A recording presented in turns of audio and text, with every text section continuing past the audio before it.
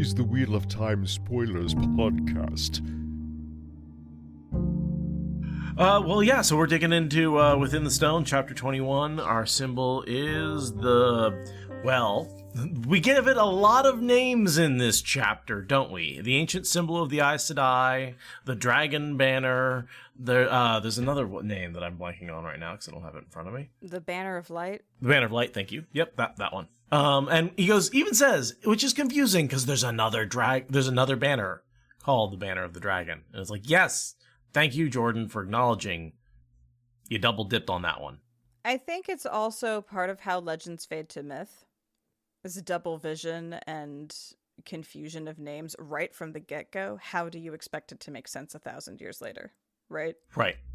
And what I love, too, there's a moment with the dragon where they give it wings. Yeah, the dragon we all know and love comes into existence as this bizarre chimera of things that are happening in the moment. And Randa's like, that is so silly. That is the weirdest thing I've ever seen. And we're all doing like the Leonardo DiCaprio pointing at the TV meme. Right. Like, but that's the dragon. That's what dragons are. Right.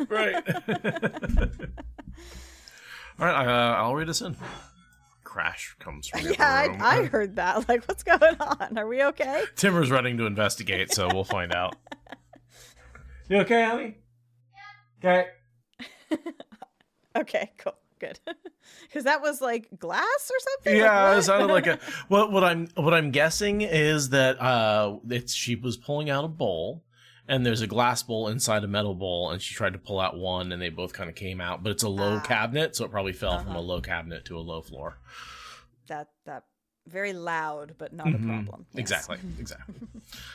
Within the stone, the mud of the outer city gave way to paved streets at the walls of Tyr, where the first thing Rand noticed was the absence of guards. Despite the lofty stone ramparts with their towers, the city was less defended than Steading Shanghai, where he and every other human had been gently but firmly refused entrance at first light. Here the archers' balconies on the towers were empty.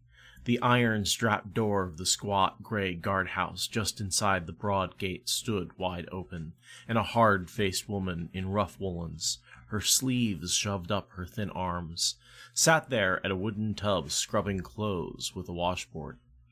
She appeared to have taken up residence. Two small, grubby children sucking their thumbs stared wide-eyed past her at him and his companions, at their horses, at least. Tidashar was a sight to stare at, a sleek black stallion with a massive chest, a horse that drew attention, yet he had chosen to ride the animal anyway. If the Forsaken could find him as easily as they had at Algaren's manor house, there was little point to hiding, or at least to putting too much effort into it. He wore black riding gloves to conceal the dragon's heads on his hands and the herons branded into his palms.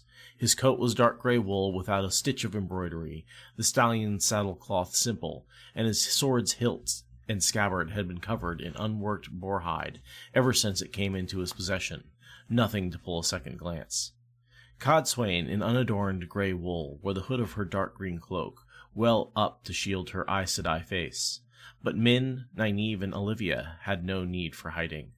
Though Min's flower-embroidered red coat and snug breeches might attract a little notice, not to mention her heeled red boots. He had seen women in Cairhien wearing clothes like that, copying her, yet it seemed unlikely that her fashion had spread to Tyr, where modesty held sway.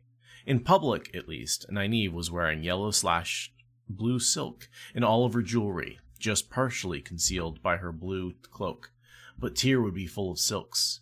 She had wanted to wear her shawl. That was in her saddlebags, though. A little effort only. Okay, I gotta stop there. That is a long read-in for that paragraph. Was a lot of this is a flowery, descriptive chapter, and I like it quite a bit. It's a lot to read. Yeah, and I'd say that is broadly accurate for this whole chapter. This chapter is very flowery and ornate and dense in its prose. We are looking at Tyr in high fidelity, granular detail. And it's lovely, beautiful, excellent. Why we come back to this world over and over again is because the details are extremely high fidelity. This is one of those chapters. So that read-in and how you feel about it is kind of how I feel about the whole chapter. It's like, this is just, we're just chugging along, just having a grand old time. Nothing really happens, but it's just so dense with the nothing. It's what makes the world 3D, is we get to take a stroll through Tyr, and we get to see how it's been, what's happened to it since the last time Rand was here, right? It's been a while, right? Rand has sort of abandoned it. He's left it in Darlane's stewardship, to borrow a term. Yeah. And I mean, something does happen, obviously, you know, like we actually have the whole King Darlan thing at the end. Obviously, that's a thing that happens, but it feels very just buried in amongst all the detail rather than like the big standout event. Because, yeah, this is him traveling into Tyr and then having a meeting. That's the events, right? He walks into the stable and then makes a gateway. We'll talk about exactly how he can make that gateway. Travels into the throne room and has a conversation and gets some treaties back.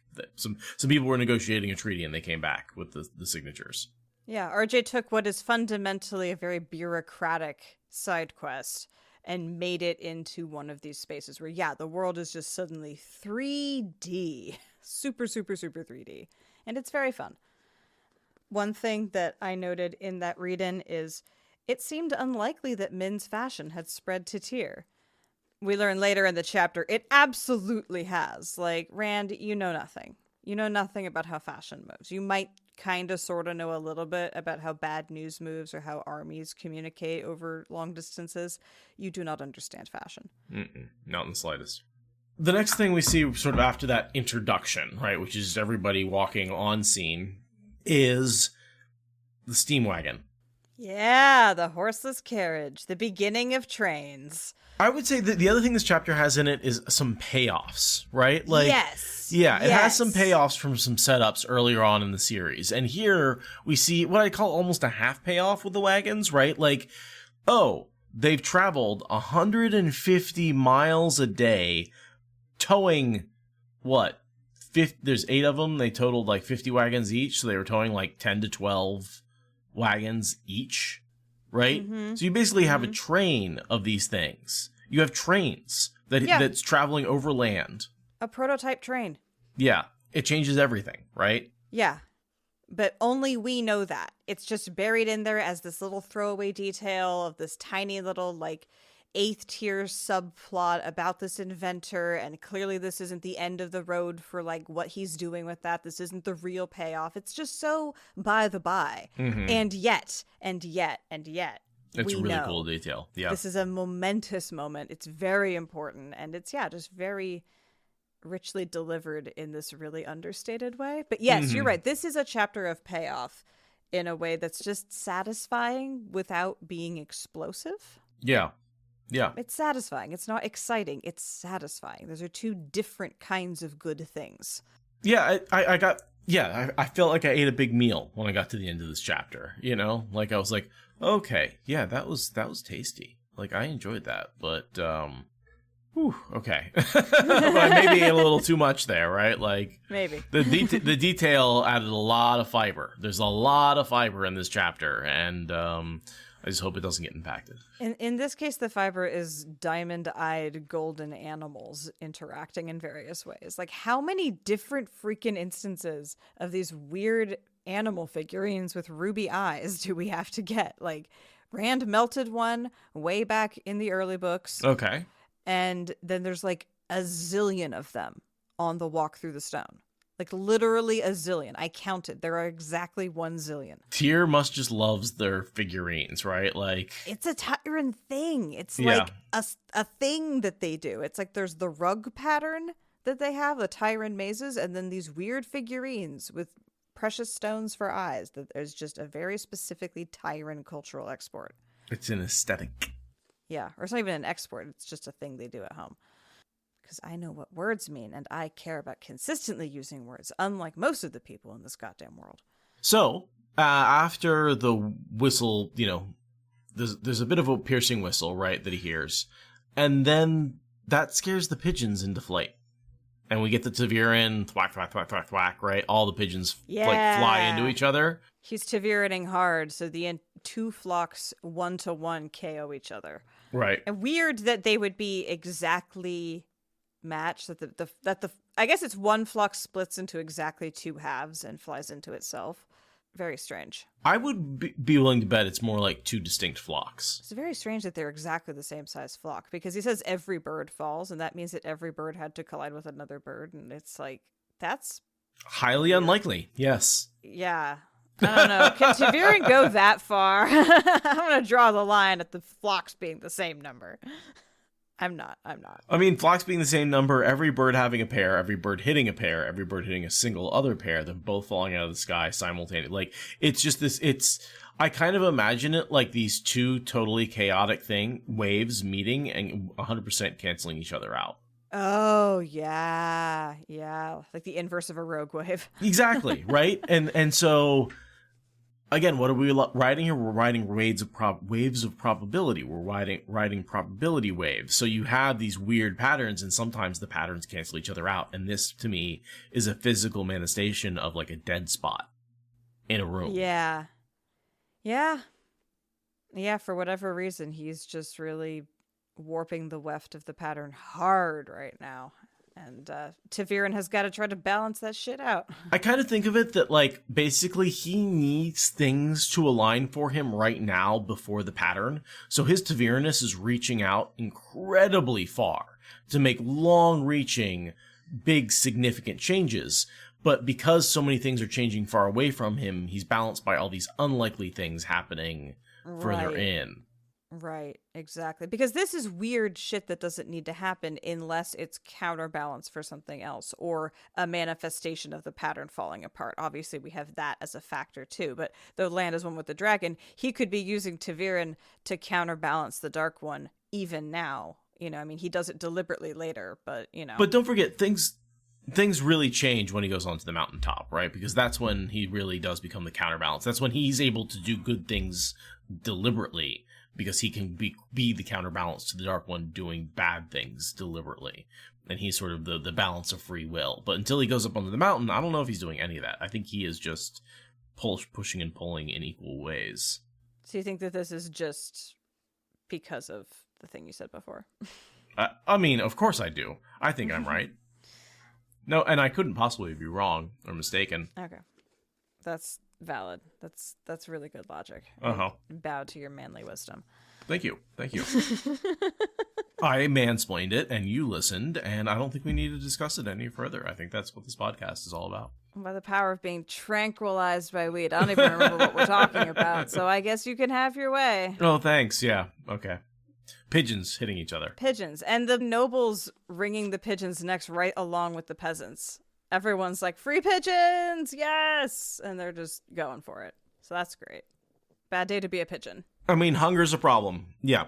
Hunger's a problem in the city. It is. It is. And pigeons are good food. They are sky rats. Sky rabbits? Are you aware that they were they're basically wild domestic. They're feral, which is... Yes. They were domesticated, and they've been let go. Yeah. Although I think feral implies they've reverted back to a wild state, which I don't believe pigeons have. Or doves, which are the same thing. Well, I mean, you can have, like, feral cats are still Felis domesticus. Right. So I think, yes. Yeah. I believe pigeons are a feral bird population. Huh. I'm actually not sure if I knew that. I feel like I know some weird pigeon facts, but I don't know if I knew that one. But, right, we domesticated pigeons. We use them as food. We use them as messenger birds, obviously, specific kinds. But, like, they were pets. And, like, then we stopped keeping them as pets and let them go. And they thrive. They, like, keep surviving in the wild, but it's a domesticated species. You know, Nikolai Tesla was in love with a pigeon. He had a lifelong pigeon friend. Yes, I did know that. And, you know, I grew up with birds, right? At one point in my life, I had 13 parrots living in my house. Wow.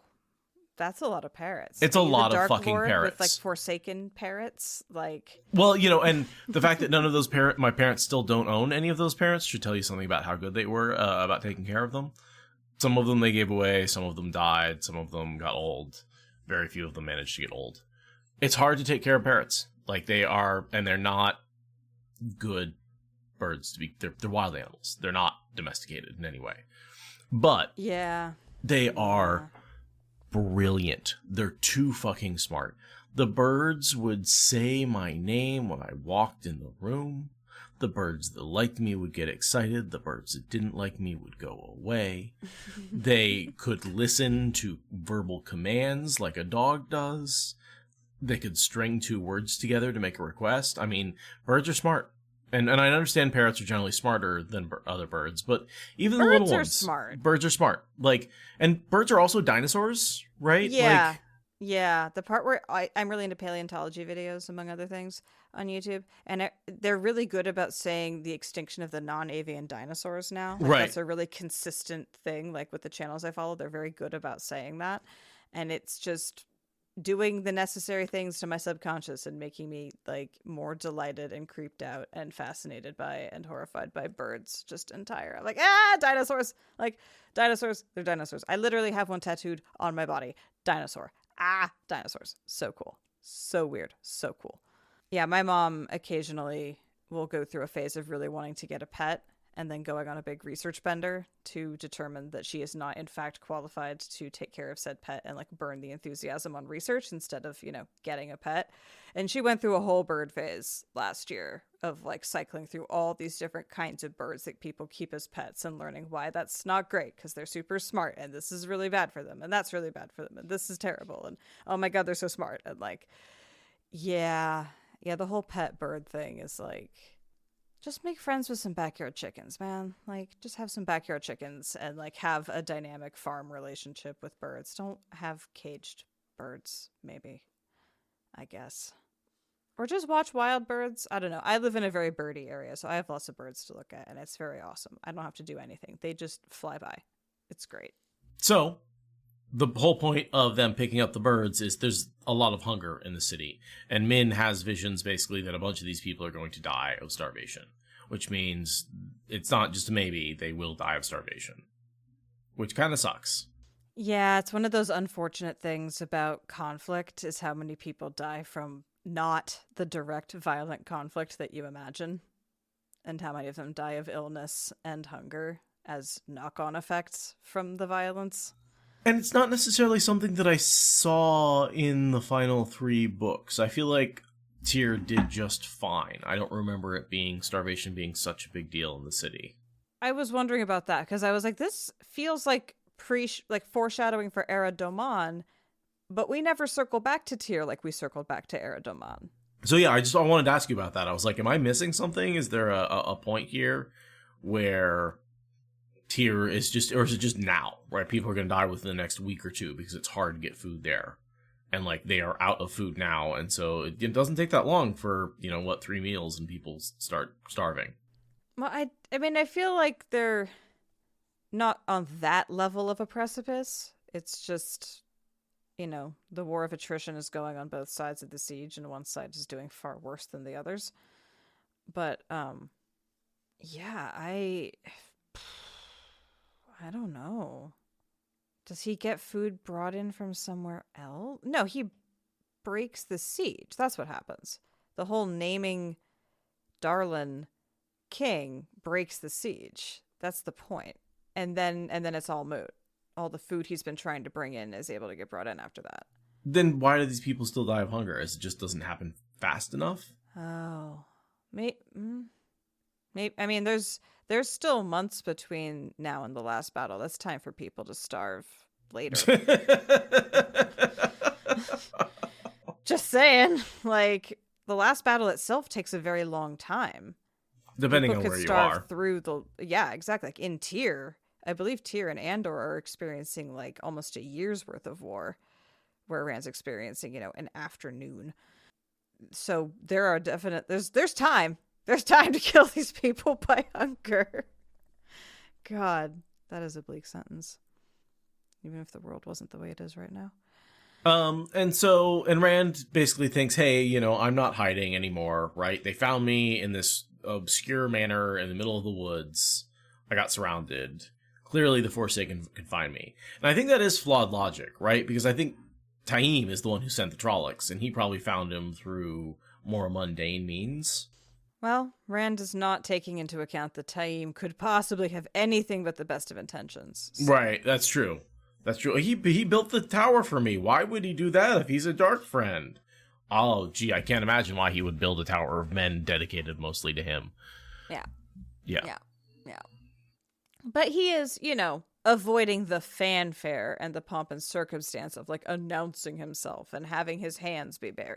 He's trying to go enough incognito that he can move through the civilian population without attracting notice. And then Louis Theron's like, how can I hide? I'm Taviran, right? And so I think in this chapter in particular, we're seeing a moment where Louis Theron really is the sane one and Rand really is insane. That we've seen a switch. And again, I think it happened with my hands. Mm-hmm, I think that's why it's such an important moment. Yeah. I was really noticing that tonal shift a lot in this chapter. Like the blurriness between them it's indecipherable. Who's who? Yeah, the man who was insane took over and seized control of the power, and now that person is in control. Yeah. And I don't think Rand realizes it. He's completely insane. And now the sane person is the voice in the back of his head. Right. I think the moment that we've always feared has happened. Right? I really think he's switched. And I really do think that this is like why he's nuts. He's completely nuts. Right, and then that sane little voice in the back of his head is what goes completely silent during the whole Semirog Min thing. Mm-hmm. And he's like, oh, now I'm completely fucked up. And now I'm completely, like, the sane voice is gone. Like, yes. He is now, like, we've got the sane voice is the one in the back of the head. And that is what we lose when the last that could be done occurs. I love this. I haven't really put this together. I was like, why does Louis Theron go away again? And I love the theory that it's not Louis Theron anymore. That's Rand who's going away. Yeah. That we are living with Louis Theron right now. Who's reflexively calling himself Rand because that's part of the insanity is to believe that he is Rand. That's part of how he's insane. But it's a lot. It's very convoluted. I think only RJ understood how convoluted it truly was, and it's up to us to muddle along as best we can. Well, and the other thing is he is very much touching Moradin, right? And I think some of his anger is Moradin's anger. Yeah, and what is Moradin mad about? I think he's aware that Rand's seizing the power, and he's aware they're linked, and that's pissing him off. Very, very circular. Yeah. So Rand's behavior is triggering the anger, but, like, in this very weird, circuitous way. God, he's got so many different people in his head. He really does.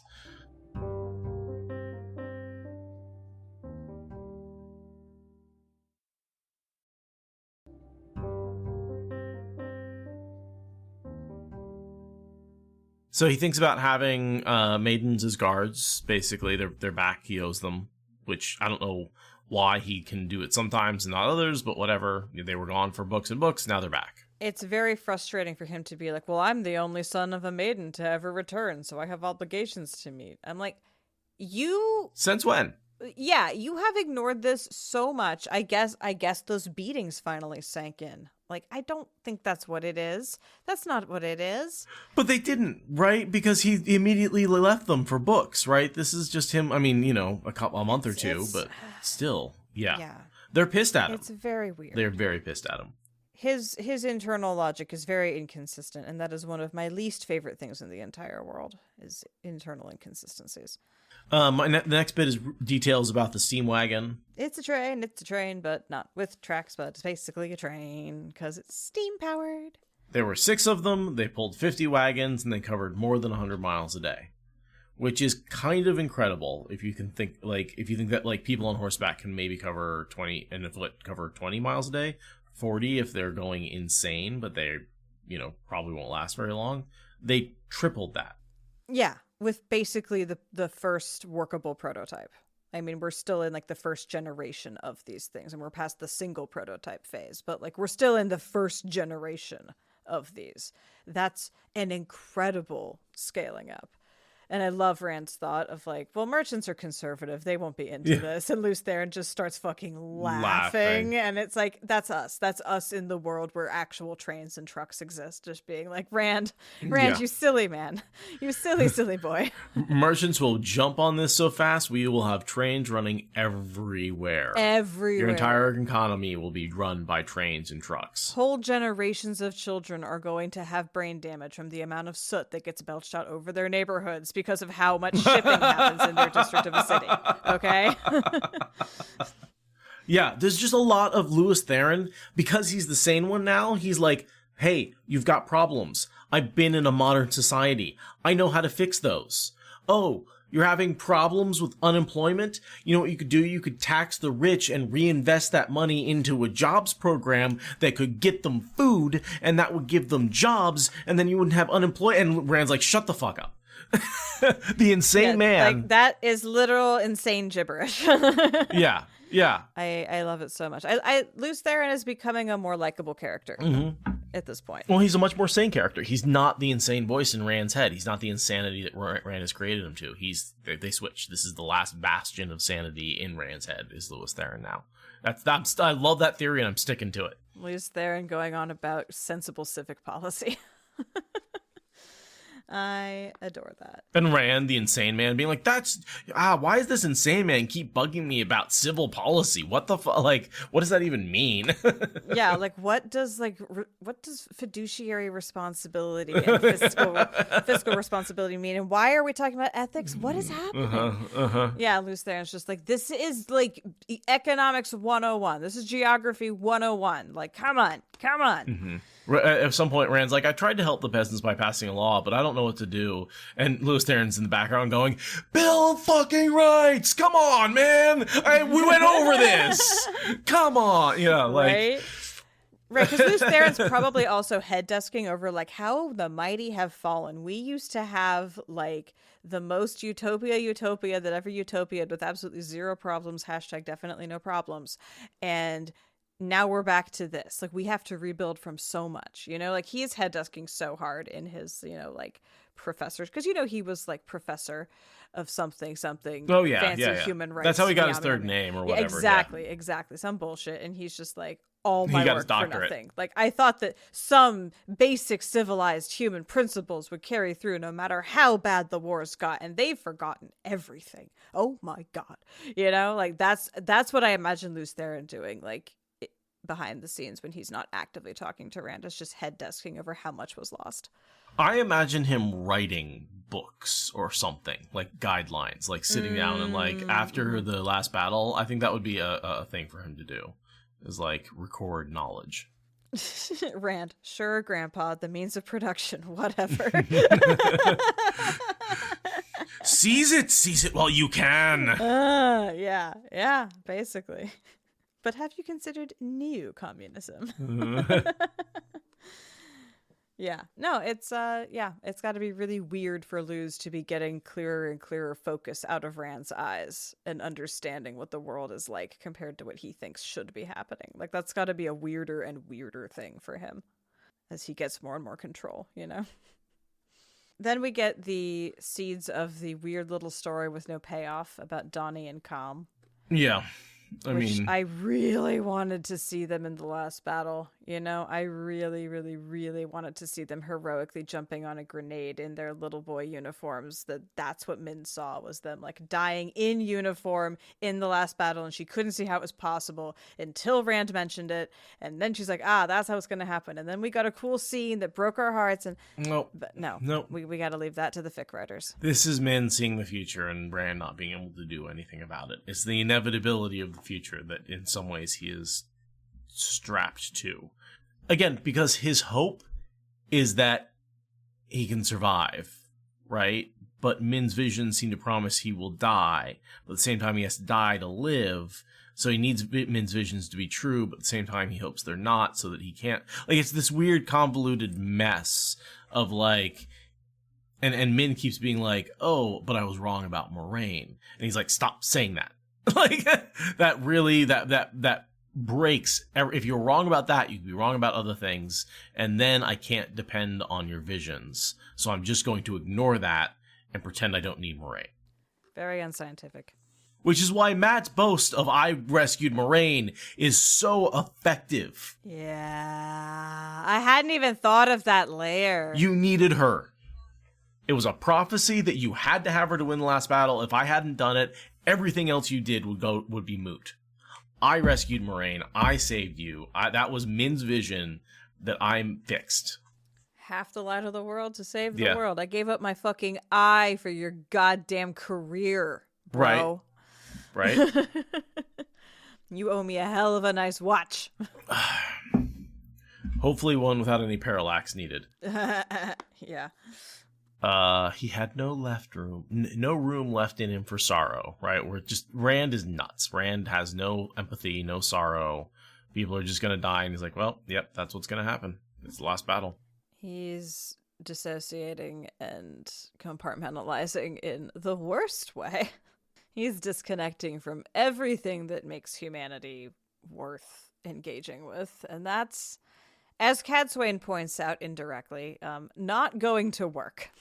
The next big chunk is literally them walking through the city. I had almost no highlights other than we see some Tavernness going on in the crowd. But he kind of points that out in very explicit terms, so there's not a lot to talk about there. Yeah, the only thing that I thought was really particularly interesting was that the city is under siege, the besiegers are bored, Tyr has lots of commerce and thus lots of different people in it, and that, allows them to pass more easily through the city. I also wanted to ask, is marches a unit of measure? Context? Because it says that his destination is the Stone of Tyr, covering at least 8 or 9 marches, a good square mile or more. The fuck is a march? What is a march? I've never heard that unit of measure. It seems like that's how it's being used in context. It's like equivalent to a square mile or more. But is this just a weird RJ-ism? Let me look it up. Religion. No left room for sorrow. That all goes in the right room. I mean, a march unit is a subdivision of a march serial, but that seems like a measurement of troop size. There's a screenshot in chat from the WoTWiki fandom that equivocates a hide, a rope, and a march as being things that can go together. Photos have decided not to load for me today. Thank you very much, Photos. Yeah. Nice work, Discord. Great. Yeah. Great. One hide equals 10,000 square paces. One rope equals 100,000 square paces. One march equals a quarter of a mile. 1 square mile equals 400 hides. But that's just self-referencing to the Wheel of Time universe. So it's cool someone figured that out, but that's just in-world units. That's not real-world units. But I could see if a march was a unit of troops, a march would be about the size of, like, how big of a space do they take up if they're all standing together. Right. My first thought was, like, so many marches on the field of Mars or something, seeing troops from above as squares, being like, well, that's a unit to send down the promenade, the street. Promenade. Anyway, Not a particularly important question. There's not a lot to talk about other than really obvious RJ pros about the city and Taviran and how all that works. So I was just like, I found a question, yay! But it's whatever. It's a unit. Yeah, the only note I'd say there is that Rand is saying, I see balance now as an ill to balance every good instead of a good to balance every ill, right? He's, it's basically the classic I'm a pessimist now. The glass is half empty instead of half full. Yeah, exactly. It's literally just him and Min being glass half full, glass half empty kind of people and discussing that in plain terms. He likes that Darlin is flaunting his allegiance with the banners that he has up. Right.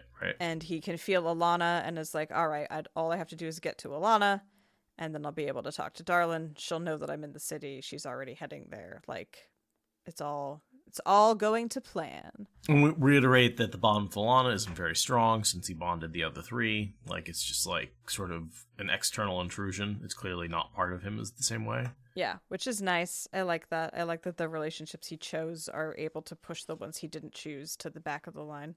And then he has, like, he's walking in, he has the thought that they couldn't stop me. He could sweep aside a few hundred men like so many moths. I'm like, dude, these are your allies, your sworn troops. You should not be thinking about sweeping them aside. Like, you know, just killing them randomly. Like, that. He's totally nuts. He's randomly intrusive thought is, I could kill everybody here. Well, Yeah, they're not I totally could. actually his sworn troops. They're the besiegers, and his sworn troops are the besiegees. So technically they're the enemy, but also he wants the siege to end so that way they can become a unified army that is all behind him. So they're people he wants to make his followers. Oh, okay. I guess I missed the fact that there's a bunch of besiegers just hanging out in the city. Right, like outside the stone. That is my understanding, is that the stone Yeah. is besieged and the city has been left to fend for itself. But because it's Tyrants besieging Tyrants, they're leaving the city more or less alone because, you know, it's the tyrant people. And the city's not like fighting back or anything, and they're just like going about business as usual. It's the tyrants. Yeah, it's the High Lords having a, you know, fist fight with each other. As far as I understand it, the siege is happening on the stone, and it's a waiting game because it's the stone. All you can do is deny them the right to leave. Otherwise, they're going to be fine. Right. That's my understanding of how the city works, but of how the siege works. But nonetheless, to your point, he looks at hundreds of men who he is shortly going to have in his army if all goes according to plan, and thinks, or I could kill them all. Real casual, like, to be a slightly more convenient way into the stone itself. And it's like, that is a very disproportionate response. It's unhinged. That's a super above and beyond self-defense, one might say. And here's where we get the dragon banner creature, the sign out front, right, with the dragon with wings. The artist had decided the thing was inadequate as described. I just love that way of saying it so much. Long, sharp teeth and leathery ribbed wings. Interesting that the dragon banner doesn't have teeth. It's much more of like a puppy face. Yeah, or closed mouth anyway. Yeah, right. And so they're basically going into this inn because they want to take a room and make a gateway and go through it.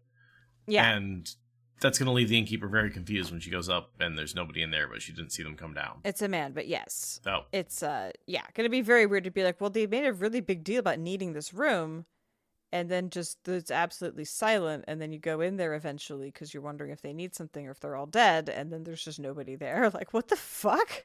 Like, weirdest customer ever. Yeah, I only need it for an hour or a few minutes, really. Like, we're only going to be in there for a little while. Like, Yeah. I just need a private space. With this, me and my group of friends only need this private space for a few minutes. Okay. And I'm going to have to clean up what afterwards? Right. Yeah, it's very weird. And, like, I totally get, like, why all the women are like, excuse me, but also, like, what was that innkeeper supposed to think? Right. Like, seriously, though. Like, what was he supposed to think? Well, once he saw Aes Sedai, he went, oh, magic shit. Oh, Like, sure. Yeah. Yeah. I mean, yes. Once you pull out the Aes Sedai card, it's like, well, that's probably not about... But the funny thing is that, like, Rand is technically an Aes Sedai. So, like, totally. you know, that's extra funny. Mm-hmm. The other really fun thing here in Common Room is the Sharon. Yeah. I was going to ask, you think definitely Sharon? Without a doubt. Okay. Without a doubt. He's got a weird musical accent. He's wearing very strangely cut clothes. And he's talking about selling silk, which everyone knows only comes from the lands beyond the Aiel Waste.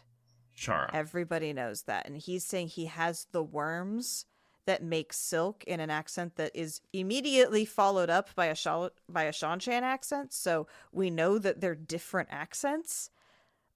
That's absolutely a Sharon.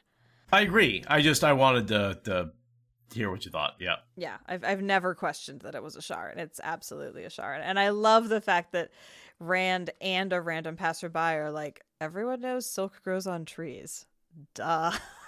Because we know, of course, that silk grows on mulberry bushes in the form of cocoons made by worms. And also, it makes sense, right? If you were used to cotton from the waste, if we're used to wool from sheep, right? Like, the idea that fabric comes out of bugs, that's absurd. Fabric comes from plants and animals. Right.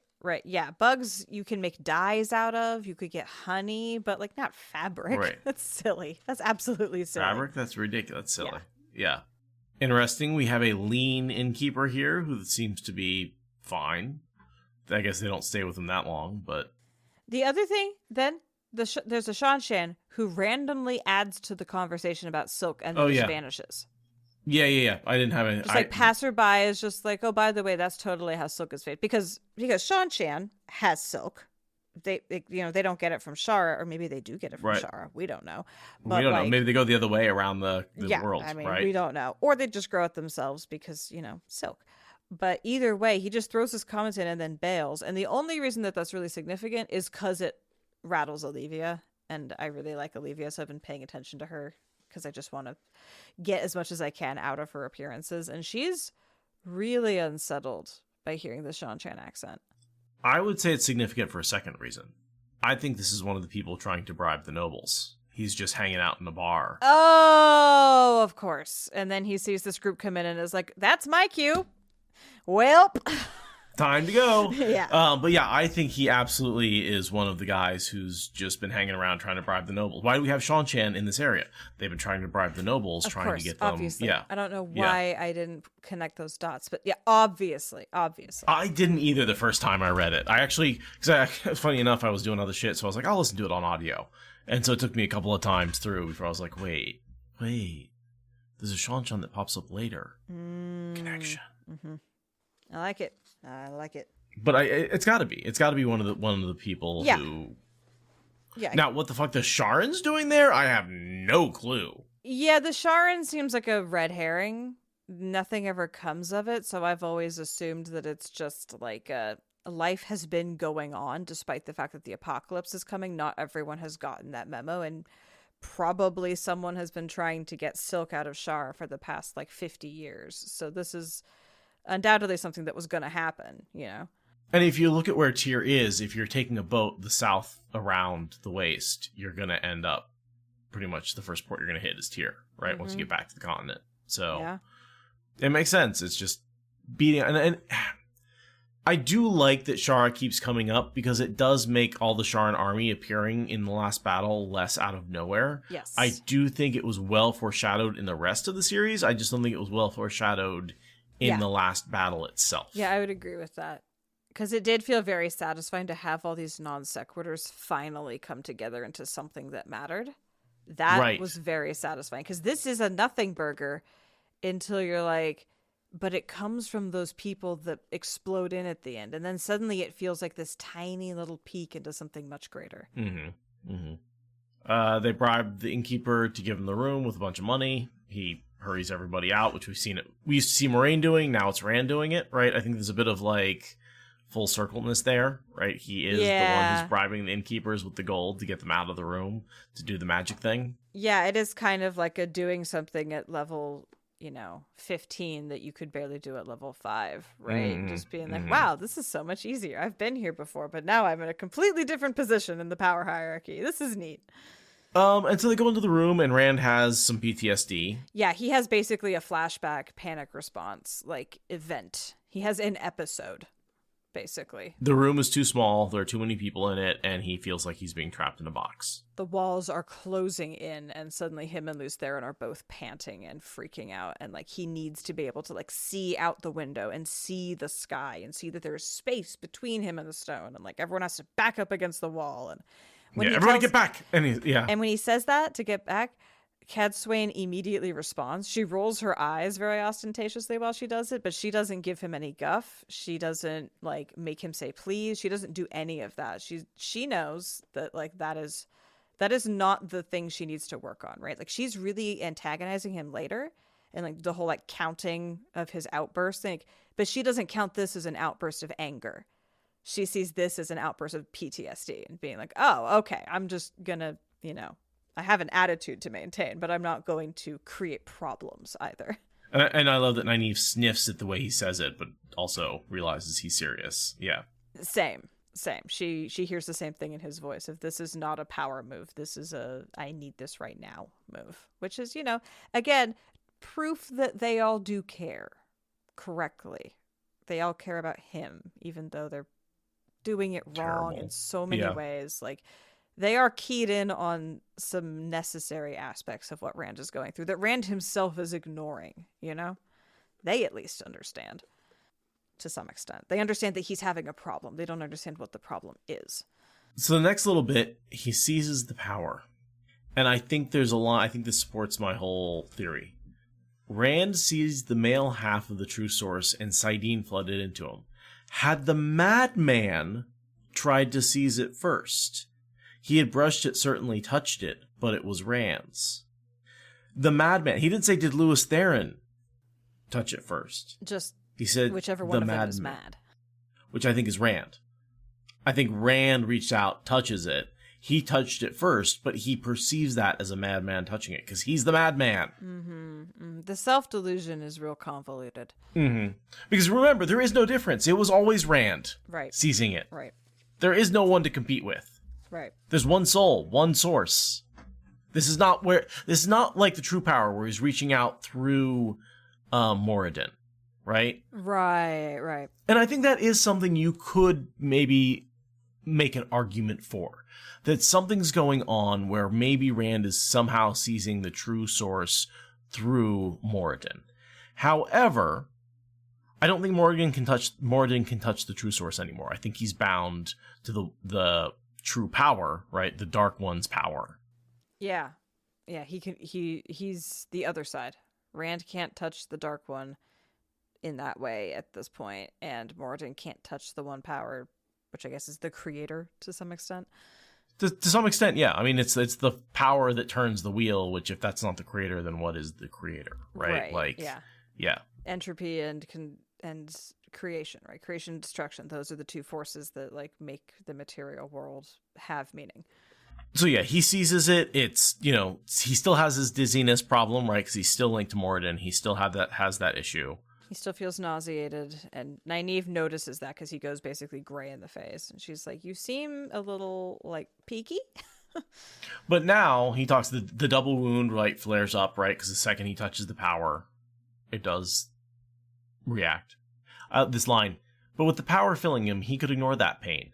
He thought he could have ignored a sword thrust. And I'm like, you pretty much got a sword thrust. That's how you got those wounds in the first place. Yeah, I'm like, Rand, way to downplay what you're actually dealing with. Like, you are withstanding a sword thrust. That is precise, a staff thrust and then a dagger slash, if you want to be super precise. But come on. So yeah.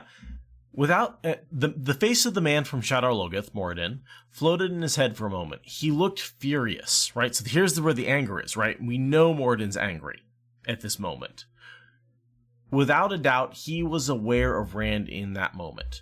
Now, whether he's mad because he's aware of Rand or he's mad because, like, the Forsaken are being assholes, I don't know, right? But he's pissed off. Move a hair in any direction and they would touch. No more than a hair. I mean, if you talk about foreshadowing the last battle and the body switch, right? Mm-hmm. Yeah, they keep coming to this place of real close proximity. And him being able to touch him and seeing his face. And yeah, there's this moment where you can tell. Like, reading this, it's like, okay, this obviously Jordan was planning for this body swap well ahead of time. Yeah. So he channels and he creates a gateway with spirit touched with fire. I foreshadowed this. Mm-hmm. Women's gateways are only made with spirit. Really? The gateways are made in very different ways. Only spirit for women? I thought that it had like water or earth or something. Feel free to find contrary evidence, but I thought when women wave gateways, it was just spirit. And that's according to the Lot Wiki, by the way. Okay. That's where I'm pulling that from. Okay. Wow, I thought that there were very few weaves that were only spirit. I thought it was like mostly sleeping stuff. Yep. It says, note, a saidin gateway adds fire, while a saidar gateway is pure spirit. That's very unbalanced feeling. The evidence for that will come in Lord of Chaos chapter 37, is apparently where we see someone weave a gateway with the female side of the spirit with the female side of the power, and it is just pure spirit. Huh. I don't like that. That annoys me. It's Egwene weaves spirit and weaves a gateway, right? So she's demonstrating the gateway. Maybe there's just more than one way to make a gateway. Because Egwene sorted it out herself, whereas Rand learned it from Asmodean. Yeah, because remember, Rand made a gateway by instinct at one point, right? No, that was Avienda. Yeah. But no, Rand definitely, like, he just saw, when he's fighting the Forsaken, they made gateways and stuff into... Yeah, so he copied an Age of Legends, traveling. was my point. Yeah, He learned it in that way, whereas Egwene worked it out on her own. So maybe she just... Well, I think Rand copied skimming, but I think he worked out traveling on his own once he knew skimming. Right, he tried the skimming weave, but with a different set of parameters, and was pleasantly surprised by the result. But he definitely was like, "Oh, I've done this before," and that was during, I think, his battle with the first gateway he made was, I really do think, remember, he made a gateway into Teleron Riyadh. Yeah. And I think that was in book 3, book 4. Gosh, back there somewhere. Yeah. Forget which fight that was. Oh yeah, Fuji's reminding us of the language. Rand drills a hole, and Egwene creates a sameness. I could see drilling a hole needing fire in a way that creating sameness would not. I still feel like that's very unbalanced, that only one of them needs an elemental force in addition to spirit, but whatever. It's fine. I'll accept it. Yeah, but I do. I think it's important that there are differences, right? You can't teach a fish to fly, right? You can't teach a bird to swim. They are different. The recipes will actually blow up in your face if you do it with the other power, because shit like that. Like, if a woman were to do it with fire, it would, like, teleport you to the sun or something. It's like the difference when the example they use is when they put out a fire. Right. And she has to dissipate the fire heat into something, whereas he just takes it in and then distributes it back out. And she's like, oh, if I took it into myself, I would be on fire. Right. Like, I can't support it for that amount of time. Fundamentally asymmetric results. So they hop through to the stone? Yep.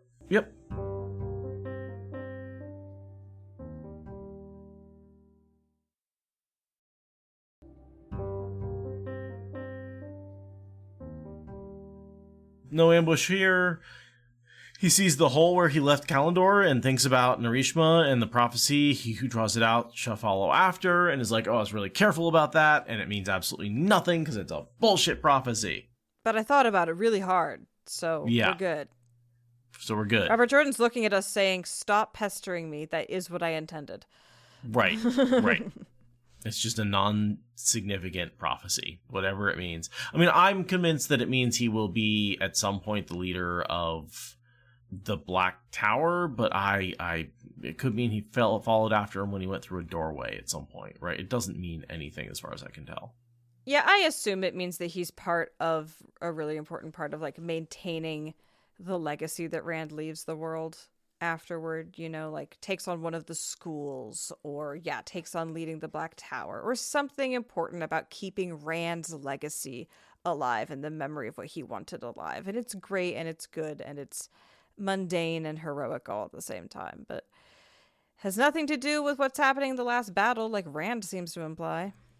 Yeah, so if I had a guess, I would say he is the Paul, or he's the one who's going to spread this word of Rand, right? He will be his sort of prophet, right? In the way that Massima wants to be. He's what Massima wishes he could be.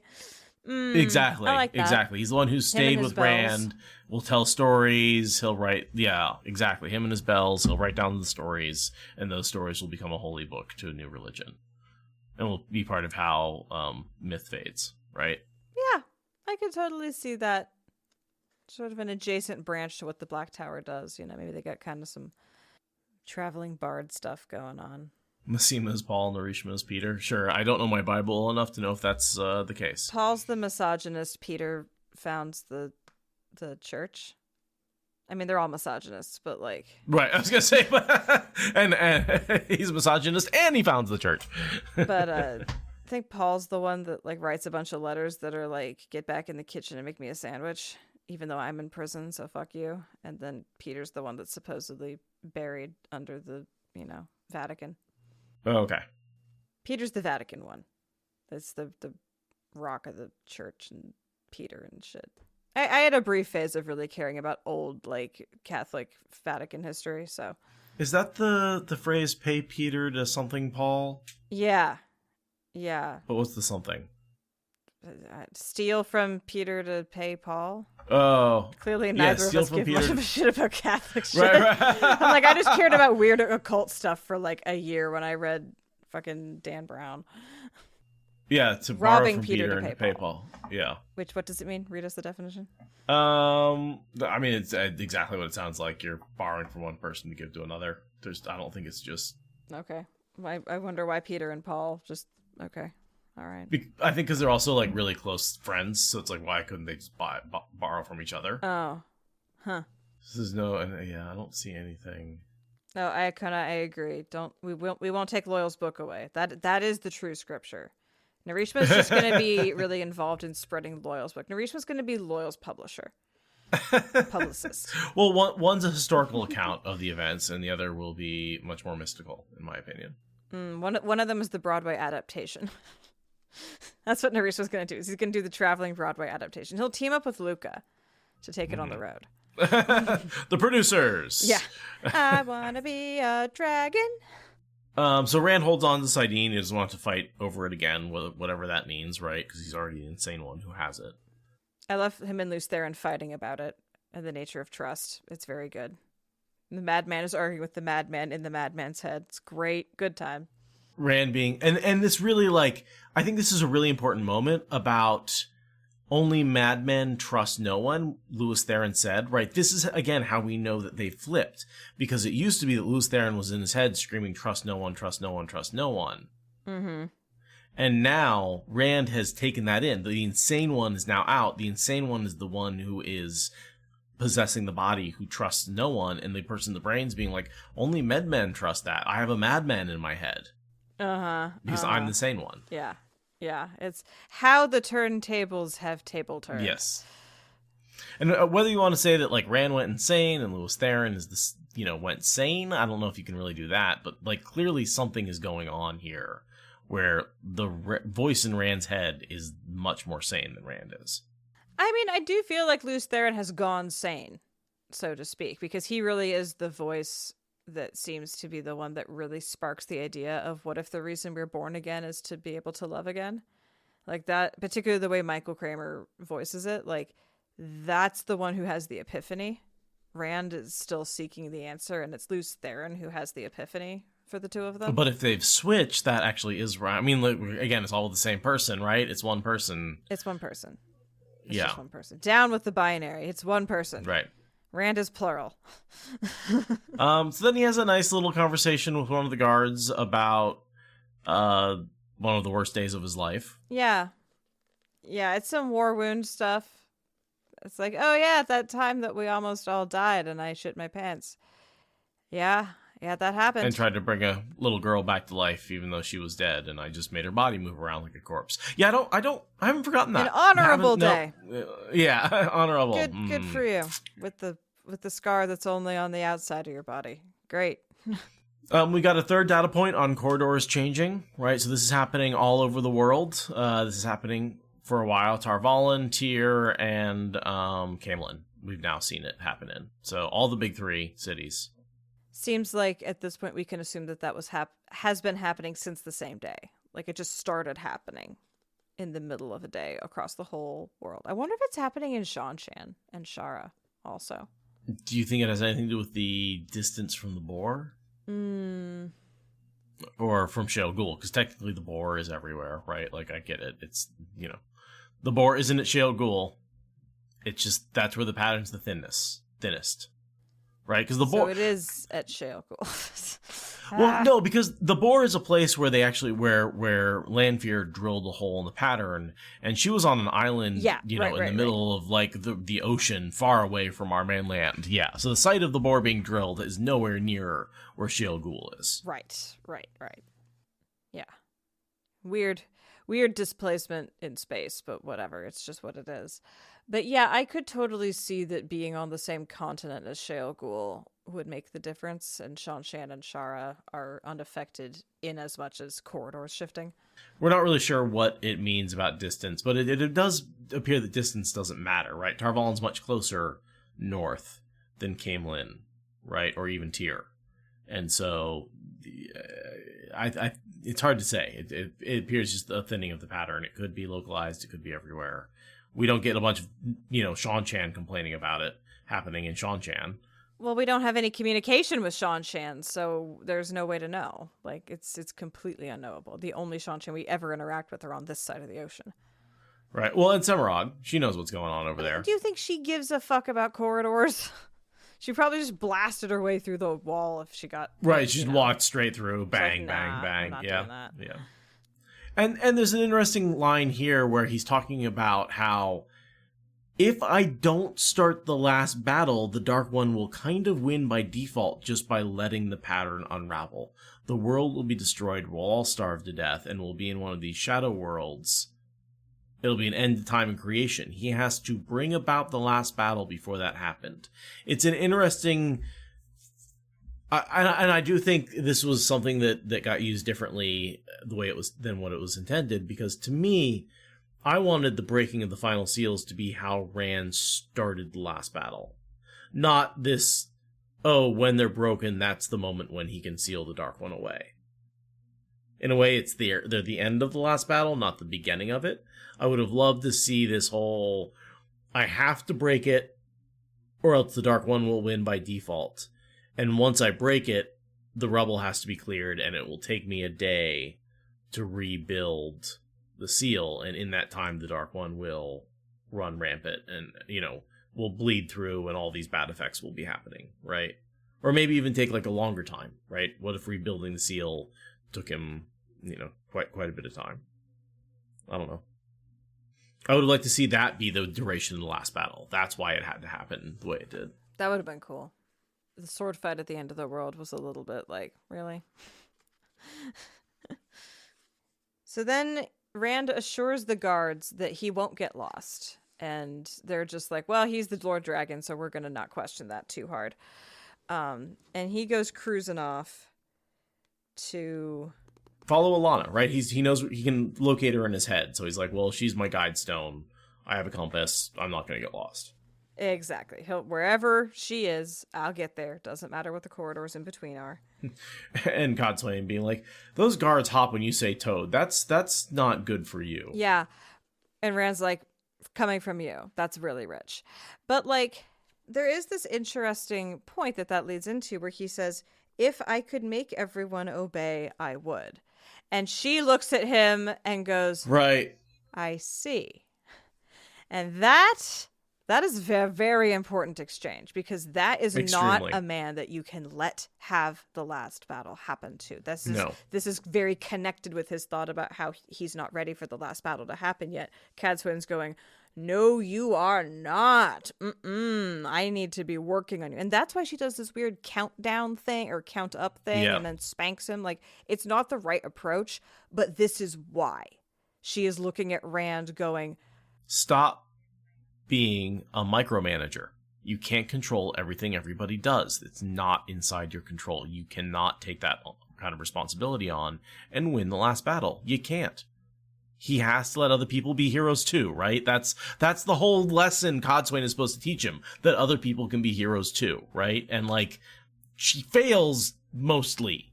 She tries badly, but yeah, and because what he's saying is basically like that fucking planet from Wrinkle in Time. He is saying that if I could do a fascism and make everyone mind slaves, I would do it to save the world. And we see in his visions in the last battle that is one of the alternatives, that the Dark One spins out for him. It's like, what if everyone was a mind slave to how you think things should be and there is no free will? Like, And that's what Rand is saying he wants at this point. And Cadsuane's like, no, we can't have that man going in and facing that future when the Dark One hands it to him, because then he would say yes to that vision and the world fucking ends. And I do like the Dark One kind of like defeats himself by showing Rand like what the outcomes of his ideas would be. I did like that, yeah. Yeah, it's like, oh, well, you could have just let Rand pick one of those and you would have been all good, Dark One. Right? Like, Rand would have created a dystopian future and I'm like, sure, Genie's wish, go right ahead. Uh-huh. Everybody's good. No one has any free will left. Have fun with it. Right. Cadsuane basically fails the task successfully. Yeah. It's a good way to put it. Sometimes you roll a natural 20 despite doing everything wrong. So he walks in through the doorway and we get this place that's like elaborately carved, and we see why the Terrans have such a reputation for ornateness, although not as much as the Kyrian, I guess. I'm not really sure. It's different styles. It's just potato, and the Andorans are turning their noses up at both. Like, whatever. Again, the Tyrants kind of remind me of Italy, whereas the Kyrians are more French. And it's like the Louvre versus the Vatican. Yeah, right? They're both totally absurd and like overblown and gaudy, but, you know, this one's much more Italian to me. Yeah, for sure. They're both seriously wealth unequal societies, and we're in the palaces. And, you know, the stone is an interesting mix of decor and military application, and that's a weird, harsh mix. And then Rand also thinks about how gateways have made mankind's oldest stronghold into an obsolete relic. And that's a really interesting, like, I am become death kind of moment, you know? Again, it also reminds me how much Jordan was all about, like, he was a helicopter guy, right? And plane guy, and how much, like, airplanes made walls completely obsolete in a lot of ways. Like, there's no reason to have walls on your castle if we can fly jets over you and drop bombs on your head. Yeah, it makes the concept of thick walls kind of pointless, because unless you're going to have a thick wall over your head the whole way. Yeah, dome it. Yeah. Which has its own problems. So many problems. So then he admires Alana, which I thought was an interesting passage where, again, the more I'm reading this, the more I'm like, yeah, Rand is thumbing his earlobe, not Lewis Theron. That was a Lewis Theron gesture. Rand is doing it. Somehow there's been like this switch in personalities. Yeah, it's very weird. And his stomach is like lurching before he goes in there. And you could attribute that to the power, but also, like, you know, she is his first serious abuser. So, you know, that's not always great. And also, it's interesting. He goes in there assuming that Alana has prepared the room for his arrival. She has not. She makes a point of pointing that out. Yeah, she has very carefully made sure that she was in the correct room, so that way when Rand found her, the correct conversation would get initiated with the right people. But she didn't prepare them for the fact that Rand was coming. She just showed up for reasons and quietly stayed in the room for no apparent, you know, she just made whatever excuse. Quite a surprise, wouldn't you say, my Lord Astorial? Mm-hmm. Yes, yeah, it's quite a surprise. And so the next little bit is like the politics, right? We dig deep into what's been going on between the various factions. In the same way that, like, we shortly see the factions of Andor get wrapped up, these are the factions of Tyr getting wrapped up before the last battle. Yes. This is Jordan ending a plot line. This is when I say, like, this is a chapter of payoffs, right? Like, this is the payoff for all the stuff that was going on in Cairhien. We wrap all that up here. Absolutely. It is very parallel to what's happening with Elaine. This is also the section where we get the payoff of the fashion has spread to Tyr. Yes, Caroline is in the Min fashion. Because, you know, they went through some pretty intense stuff together when Rand got his second side wound. And she was asking Min about her seamstress. So that's also Rand's thing, is he's like, well, the fashion can't have spread to Tyr. But Caroline spent a bunch of time with Min specifically. So it's not like it's spread through the grapevine. It's like she is she's patient zero for it spreading past Min into Tyr, which is fun. I like that side tangent. And also then Caroline and Min later in this, you know, in this section, they're talking, they go off to the side to talk, and they gossip about their men for a minute, but then they start talking about clothes. And they're talking about like backstitch and bias cut, which I wanted to go on a brief little tangent. Go for it. Do you think sewing machines exist in this world? No. Okay. So, fun textile history. If you don't have a sewing machine, it is really hard to keep fabric from unraveling when you cut it. So when fabric gets woven, it comes in a particular width because that's the size of the loom. There's a couple of different sizes, but that's how fabric has always been. So for the vast majority of human textile wearing history, our patterns are made of rectangles. It's just rectangles on rectangles on rectangles because it's really difficult to keep your fabric from unraveling if you don't have the ability to hem things. It's a pain in the ass, very time consuming to do by hand. You can do it by hand, but like it's way more efficient and economical to do everything in squares or in rectangles. And so bias cut, even now, is a very expensive thing. Because first of all, it's a cut. And if you don't know what bias cut is diagonal. That's what the bias is. Against the weave, right? Direction. Right. So the weave is going to, generally be in a crosshatch. And if you go at a 45, there's going to be a whole lot of stretch. It's the stretchiest direction you can possibly pull fabric in. And you, as a man person, you've experienced bias cut because you've interacted with ties. Ties are always cut on the bias. It gives them their slidey, stretchy, magical tie properties for whatever reason. It's like fences, the extendable fences that have that thing where they'll squish together in one direction but extend out in the other. That's basically what you're doing with the weave, is you're extending those triangles out and elongating those triangles of the basket weave in one direction. That's why it's very stretchy in that direction. Right. And fabric will generally have a direction of stretch and a direction that is less stretchy, like along the horizontal or the vertical. But going diagonal will always be stretchy, no matter what the arrangement of the other directions are, just because of, that triangle thing you're talking about. So bias cut fabric is very expensive and it fits way better. It fits on curvy things way better. So it fits the human form way better. So clothing that is cut on the bias takes like 3 times as much fabric. It's way more expensive in terms of material cost, but it will look so much better and flow so much better on your silly, curvy, 3-dimensional human body. And stretch with you as opposed to just being rigid and stuck in place. Very much so. So, like, I've made a lot of garments where I've included bias sections, like, in the crotch of pants. So that way, like, when I squat down, like, they're way stretchier. Just, like, if I'm going to make pants, why would I not gusset the middle? And if I'm going to make a gusset, why would I not make a gusset on the bias? Like, that's just a way better design for being able to move comfortably. So yeah, they're over there talking about sewing stuff and I'm just like, say more, Robert. This is one of the only times you go beyond impossible expectations of materials and fashion and like where are their undergarments, and you don't even talk about that. For once you're talking about things like bias cut and I want to hear more because like that's interesting. But alas, all we get is that and the words backstitch, which like it's a real basic stitch you can do with needle and thread. It's what it says on the tin. So that's why I don't think they're sewing machines, because they're doing backstitches on their bias cut. Well, I mean, you can also backstitch with a sewing machine. So it just means going backwards.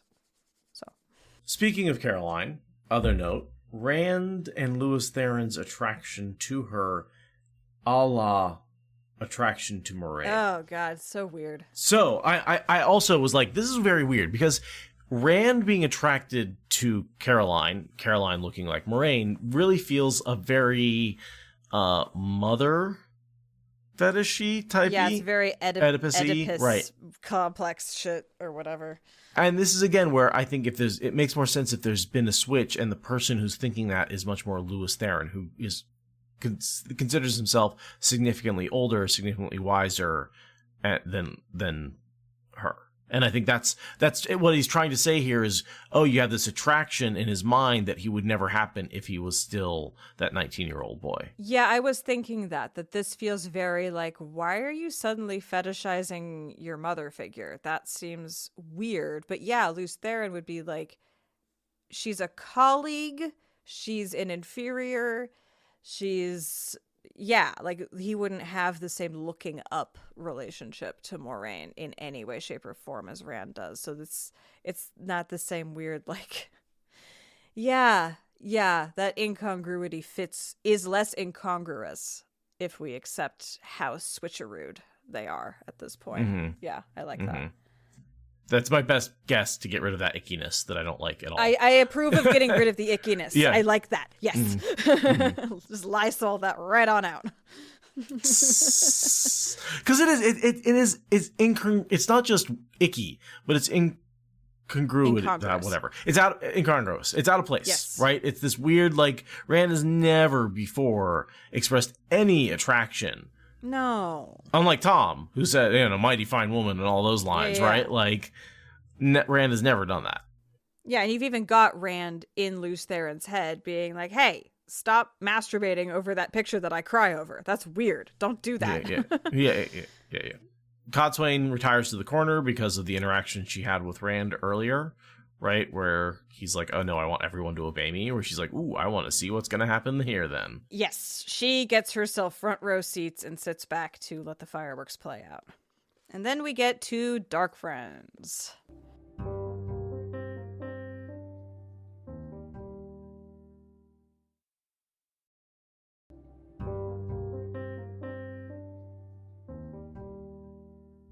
Dark Friends, yeah, Dark Friend alert. Weiramon and Ionella. Yes. They are kind of together for the rest of the books.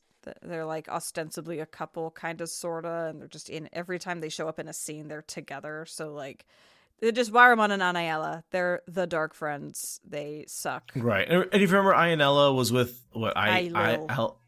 Eilil when Rand was unconscious, and they were debating whether they wanted to hurt him or help him, and it was clear that Ionella was wanted to kill him while he was unconscious, basically. Yeah, while he was knocked out from his own lightning bolt during the disastrous campaign against the Shanshan.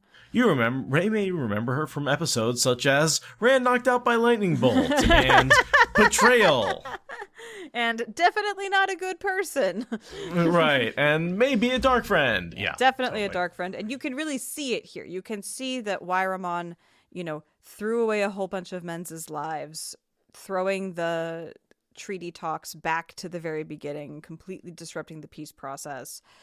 They're just doing everything they can to put a stick in the spokes and create chaos and create loss, getting rid of the army through death. And how freaked out they are when things end up working out for them anyway. Or for Rand anyway, right? They're like, oh no, we are fucked. Those were not our orders. Yeah, exactly. Aniella is worse at pretending. Weiramon's very good at the bluster, but Aniella's face is just telling the story really clearly. Weiramon has his incompetence to hide behind. His story, I don't know, again, how incompetent is he actually? I think he's pretty fucking incompetent. But I also think he's hides his betrayal behind incompetence. Yeah, Aniella does not have that smokescreen. She really is just incompetent and apparent about it. So yeah, Rand is like, you need to skedaddle on out of here because I don't want you here. And then he insists on it very loudly and explosively, and that causes Cadsuane to say 1, which is very inscrutable unless you're tracking how she's tracking Rand's moods. And she is basically trying desperately to lance this boil before the end of the world. Like, that's what she's doing, right? Is she's like, the end of the world could be any day now, and he's not ready. I have to get him to explode and work through those feelings now as soon as possible. And she's doing it badly, but she's doing it desperately also.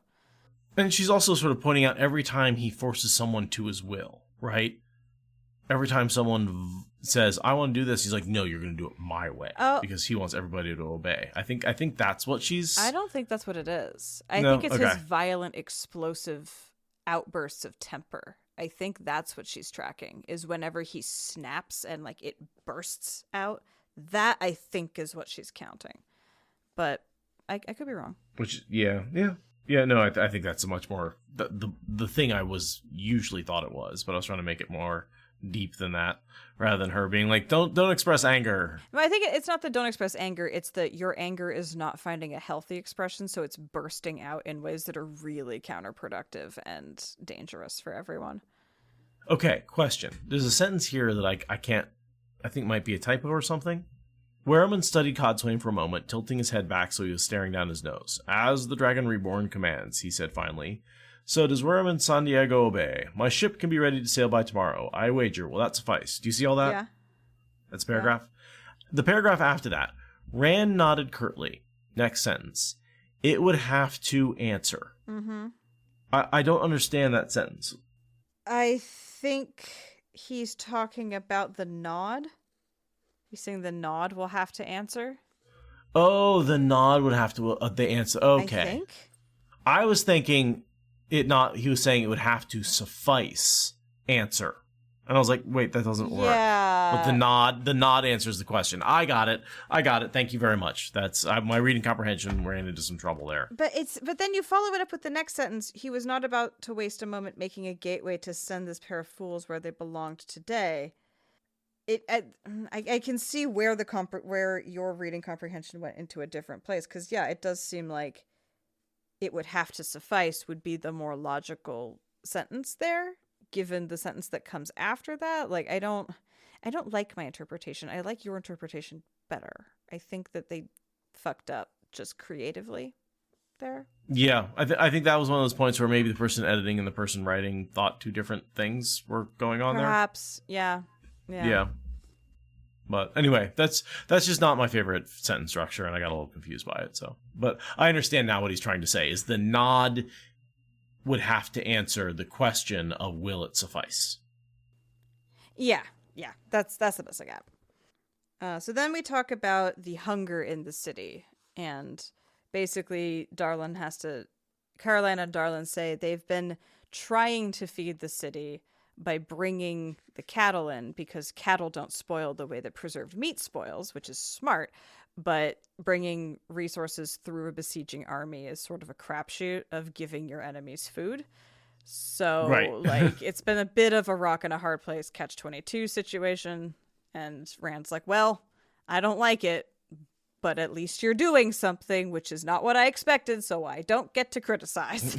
Darlin's like, listen, the canned stuff spoils and the live stuff's getting stolen. I don't know what else you want me to do. I'm trying to bring in the food, but there's no way to get it into the city without it being intercepted. So maybe Mr. Dragon Reborn, you might want to bring in and figure that out. Yeah, maybe end the siege or give me some gateways or something, because everything I'm trying isn't working. So there's hunger in the city. So here's the thing where we've got Rand and Lewis Theron basically saying Min could not have been wrong about Moraine because we need to die. And her vision basically promises us we could die. And that goes back to the vision about Olivia, is she will help him die. That's really the only thing that of Min's that he has to promise him that he will die. He has prophecies of the dragon and all that, but the only thing for Min, who I think he finds much more reliable than anything in the prophecies of the dragon. Yeah, I mean, Min there's only one link of interpretation with Min, which is whatever the pattern gives her. That's it. That's the only, whereas the prophecies have been retranslated, reinterpreted, books have been lost, books have been found. Min is straight from the horse's mouth of the universe, Yeah, she really is an oracle. True. Right? If we use that word often enough with her, but she is an oracle of the pattern. So then Bera Harkin comes in with some news. And Bera's just of the Green Aja. I know she's popped up before. I didn't do any research on her, but I think that she's with Perrin when they attack Dumai's Wells. Okay. I'm pretty sure that he teams up with Bera and Karuna. They're leading a party, and they run into Perrin, and Perrin's like, you're going to be allowed to come with me. And they go and do the Dumai's Wells thing. So she's fine. She's from the good side. She's a pain in the ass, but she's fundamentally fine. She's got 3 warders. Well, she heals Avienda during the last battle. Yeah, she's a good one. That's good. Yeah. Yeah, she's fine. She went the right way in the coup, and she's, aligns with Cadsuane, and she should, and, she's fine. And she's been in charge of her and Alana have been working with doing the peace process between the besiegers and the besieged. And she's come in with news about stuff, how that's going. Oh, she's coming in with news about the other High Lords coming to the city, which is a thing.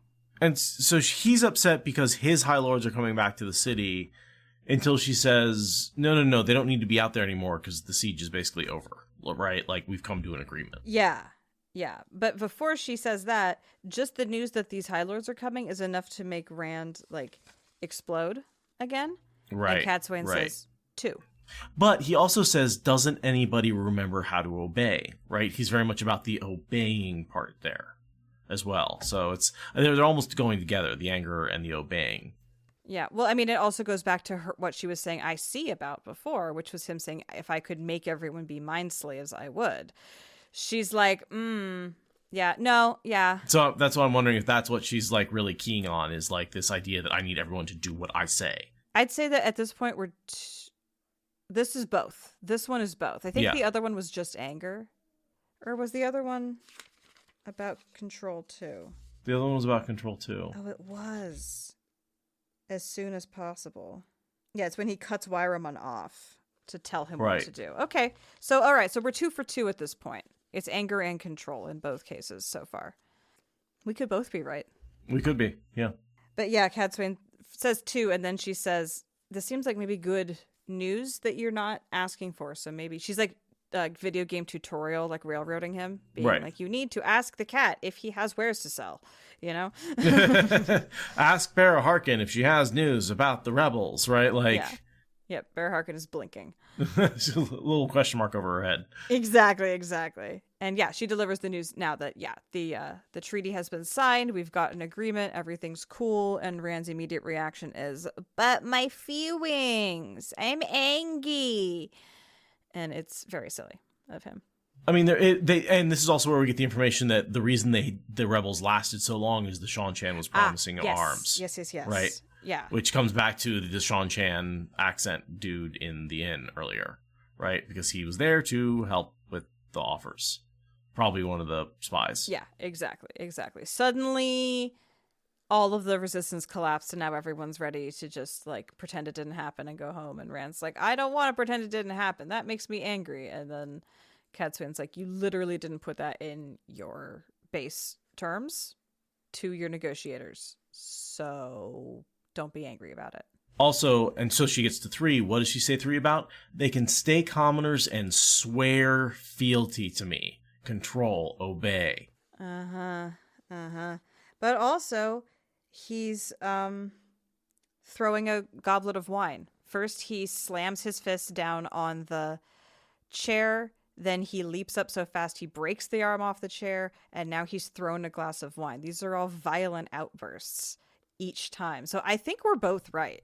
I think literally either of the things that we're interpreting here is as right as the other, because and I think that that's not a bad reading on or a bad creation on RJ's part, because anger and control are deeply entwined concepts. Like explosive anger and the need to control others are things that do need to be understood in relation to each other. So, yeah. And I think there's a line here that may help link him to Moradin. The sickness twisting his insides, right? Because that's the channeling sickness. That's the double vision, right? Because that's not insanity anymore. That's not channeling sickness that he's getting. That's just the double vision. Twisted his insides, twisted his rage too. Yeah. So that doubleness, that nausea that he's getting because he's getting the rage from Moradin. I think a lot of this rage out of nowhere. Yes, it's insanity, but I also think it's being driven by, in the same way that Moradin's feeling his body, he's feeling Moradin's rage. And we have no idea why Moradin's angry at this point. It could be Grandal's giving him guff. It could be... I mean, come on, the dark side's getting their ass kicked. Yeah, it could be anything. Like, let's be honest, It could be anything. So it's appropriate anger in this moment, but it's also, maybe... Yeah, that constructive wave creation that's making it worse than it could be. And it's not great. Vuji's pointing out that Bera and Karuna were a pair together in the same way and became very close in the same way that Ramonda and Lelaine are a pair. Yeah, because they get sent off together to do stuff, and so every time they show up, it's Bera and Karuna this, Bera and Karuna that. Right. Yeah, they're very Romaine, except that they don't have a good portmanteau mashup. There's no good, combined name for them. Baruna. I guess it's not that different than Brunhilde. Sure.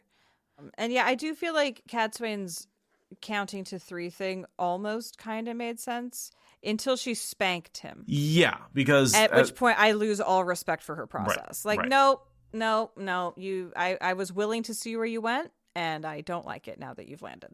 But it's Robert Jordan saying that she's punishing him like a child. Now, can say that the punishment of the child of the day was spanking. We don't agree with that. Robert Jordan has a thing about spanking. We would punish a child in a different way. So in my head, I'm kind of going, okay, let's just move on past the spanking and be like, okay, let's look at, like, let's say she put him in a timeout. Yeah. Or, like, insisted that he needed a nap. Right. Or, like, made him drink a cup of apple juice. Like, you will eat this graham cracker. Get yourself a juice box. Yeah. Yeah, it would be really interesting to just mentally replace all of the times that she spanks him with something that's like far more 2020, like gentle parenting appropriate, and just like see if that makes the scene flow better, you know? Because I really feel like if she was like, go sit in the corner, Min, get him his crackers. Everyone, shut up. We're not talking to him for 10 minutes. I feel like this scene would flow way better.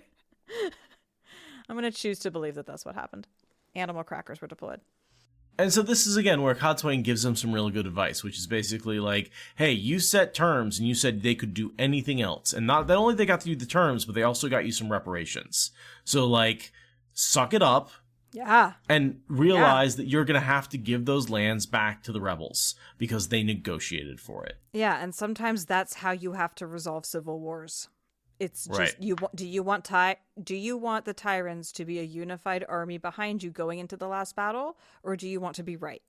And she ends with this line, when the terms you offer are accepted, hold to them. And Lewis Theron falls up with, else no one will trust you, sounding entirely sane for the moment. Yeah. Yeah, he's the sane one. Yep. He's the sane one. It's like he knows people and can apply that information.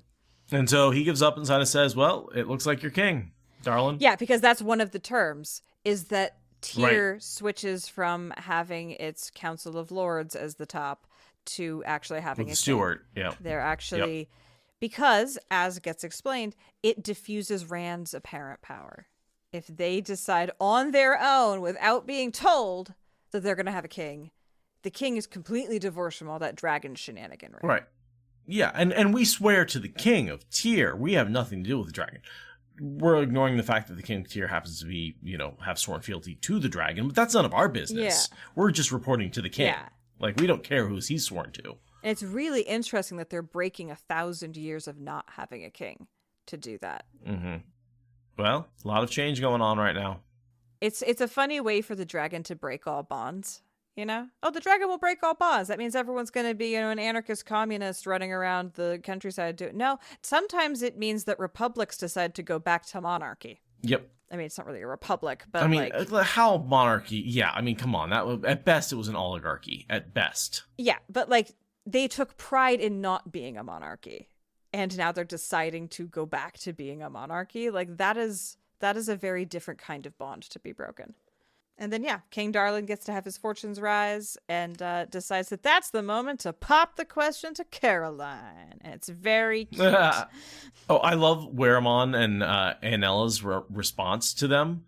All hail King Darlin, Weramon intoned, sounding half strangled. And after a moment, Aenella echoed him, as breathless as if she'd run a mile. They are so screwed as dark friends. They were told to keep that from happening. That's their entire goddamn job, is to keep something from happening. And Rand just comes in and is like, I'm going to use my legendary action to completely negate everything you did. That's why Weramon risked the attack. The goal was to set the negotiations back to zero to keep that Tyr from having a king and a stable government. And just they lost it. They lost it all. Because they're dark friends and they're bad at their job. And Min suggests, really volunteers a design out of the future, which is just such a trippy thing. They're like, well, I'm going to have to get a crown made. And without even waiting for them to debate it, she's just like, I'll just tell you what the finished product looks like. I can tell you how it look if you like. That was one of my favorite lines, because I was just like, wait, how does Min know how it looks? And I was like, the vision. Yeah. I don't know. Oh, that line sticks with me for some reason. It's like a really cool moment where Min's just like, it is a really good payoff. Because it is. It was one of those early visions where she's like, yeah, I've seen Darlin with a crown. And you're like, wait, what? They don't even have kings. How are they going to get kings? I can't become a king of a land that doesn't have kings. And here you find out. Yeah. Yeah. They basically elected him king. Yeah. That just happened. And she's like, yeah, let's just skip all the artistic back and forth because I know the design you're going to land on. So. And Caroline says, essentially, yes, I'll marry you, but she dresses it up as a no. She's like, well, I will marry you if I like the way the crown looks on you. Which is saying yes, because, like, clearly Min's crown design is not the deciding factor here. It's a very, like, tongue-in-cheek, wink and a nod. It's super cute. I love them so much. Because she's like, I don't know if I want to be queen, but maybe if the crown looks good. You know, it's like, yeah. If the shoe fits. Yeah, it's great. I love it. Rand, of course, interrupts the romantic stuff and goes, anyway, there are more important matters. And Nynaeve and Min are both like, shut the fuck up. This is romantic. They need to get this out. Like, yeah. Stop it. Yeah. Which, accurate. Correct response. And all I've got left is the readout for you to do. That was a good chapter, and take us on out. And me, Lord Dragon? Weramund asked avidly. He all but quivered with eagerness, managing to strut while standing still. If there's fighting to be done, I can serve you better there than languishing in Cairhien. Rand studied the man, and Ianella. Weramund was a bungling idiot, and he trusted neither, but he could not see what harm they could do with no more than a handful of followers. Very well, you two may accompany High Lord, that is, King Darlin. Ianella gulped as though she, for one, would rather return to Cairhien. But what am I supposed to do in Aradia? Darlin wanted to know. The little I've heard of that land, it's a madhouse. Lewis Theron laughed wildly in Rand's head. Tarman Gaiden is coming soon, Rand said. The lights end not too soon. You are going to Aradia to get ready for Tarman Gaiden.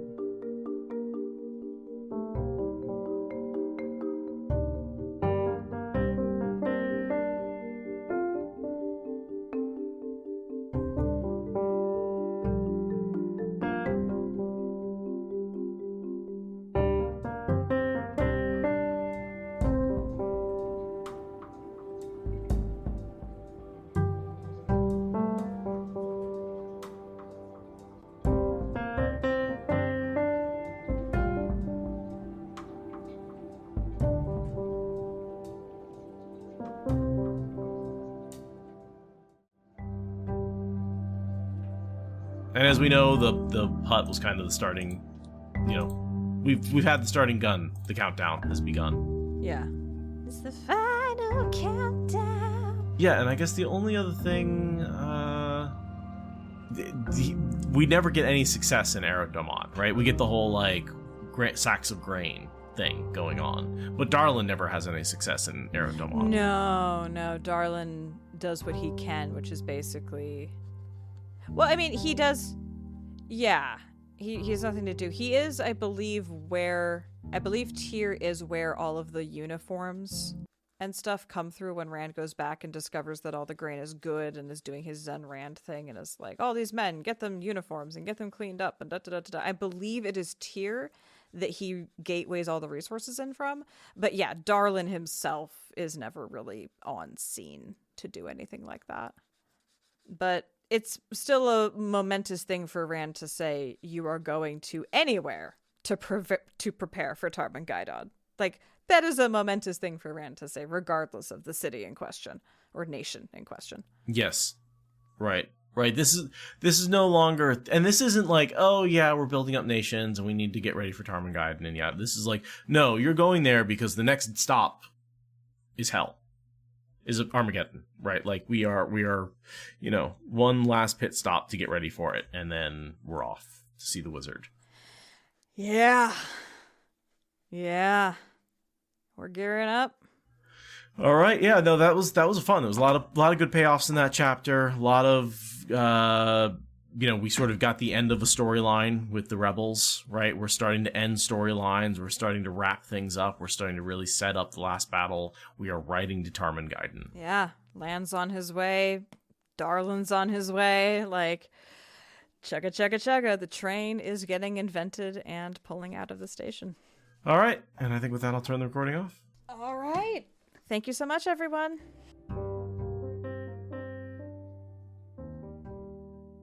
I need to remember to let Audacity update soon so it stops asking me before it forces me into it at an awkward time.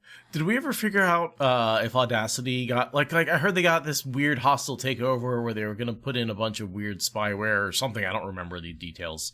And then there was such a protest that I thought it got delayed, and then I wasn't sure if it got canceled. It was one of those internet moments, and I knew about it at the time, but I wasn't sure if we ever got a resolution to it. I haven't followed up on it. I think about that almost every time I start up Audacity because I never, changed away from it because it's just the software that works. Yeah, I've never seen I've never sought out any follow-up to it, and it hasn't come across my desk. Either way, I have not done my homework. But also, no one has presented me with, a thing to notice. So, I don't know. And as far as I know, you recording yourself is the only use we make of it, right? Because you don't edit with it, and I don't record with it or edit with it. Right. Yeah. Audacity is purely there to capture the audio waves and export an MP3, which then goes to a completely different machine and a completely different DAW, digital audio workstation, for all editing, everything. Yeah. I actually wonder if I could do Reaper for recording. You can? No. Or I can. No, I mean, you totally can.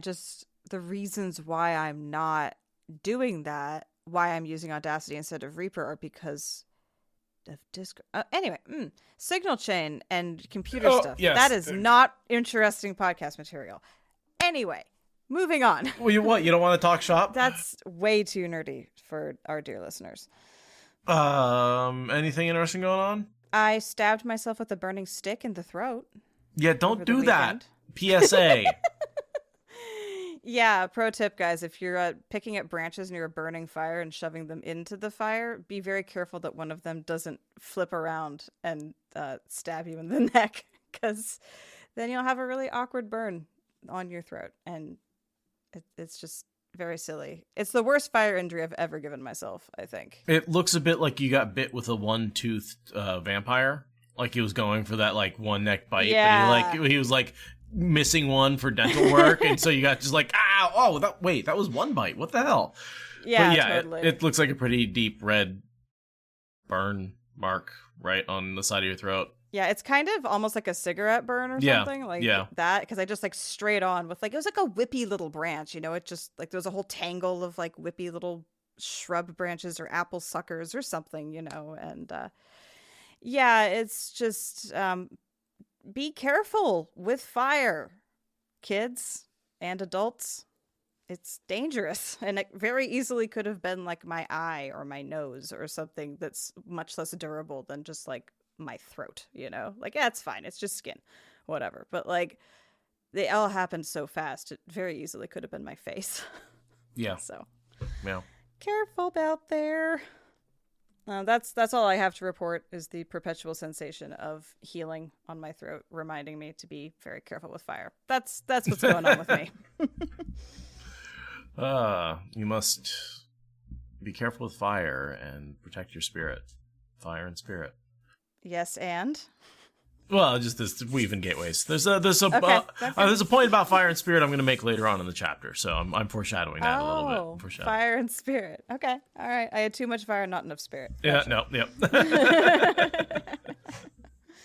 Thank you for listening to the Wheel of Time Spoilers podcast. Rate us in the Apple Podcast app or support us on Patreon. Is that good enough?